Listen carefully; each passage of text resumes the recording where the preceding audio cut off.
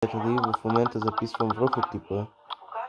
Реших малко и аз да започна да играя на поне лев 2, да видя как ще продължи сесията и беше доста успешно.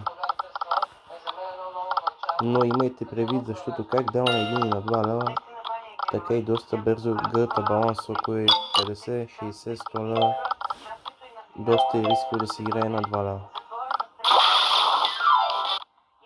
В случая аз рискувах, но не ви съветвам да го правите. И ако го направите, то да е 1-2 пъти, да не е постоянно.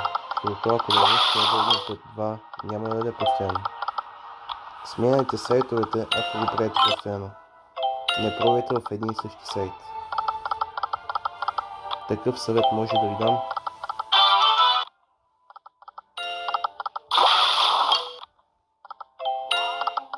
Не се изказвам както трябва, защото винаги до мен има хора и затова повечето пъти мълча и просто снимам, защото до мен винаги има хора, когато играе. Винаги.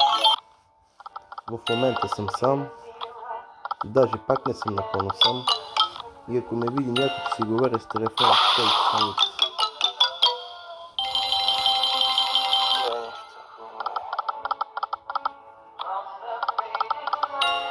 ще ви включвам само на по-интересните моменти.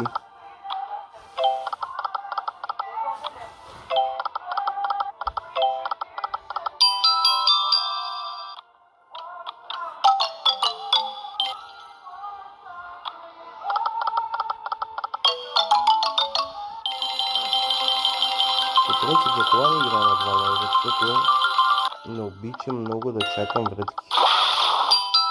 Обичам по-често да се спирам. А когато спре и не ми даде на 2 лева, и ако се набутам, много трудно ще си изкарам парите.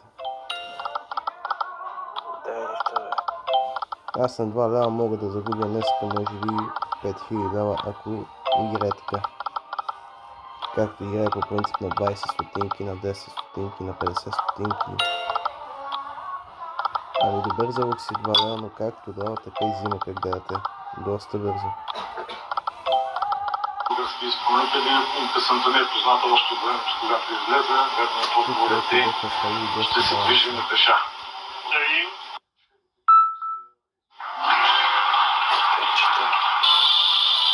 Дори не знам какво става с звука на този ден.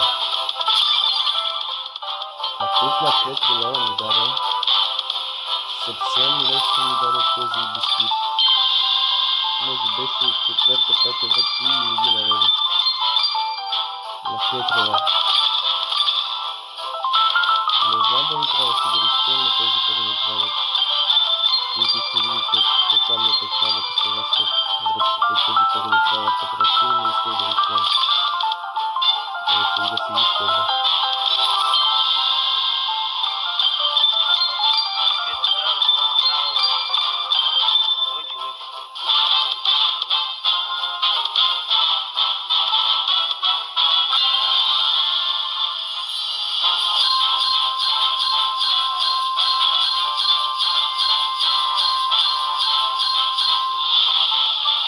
Тази сесия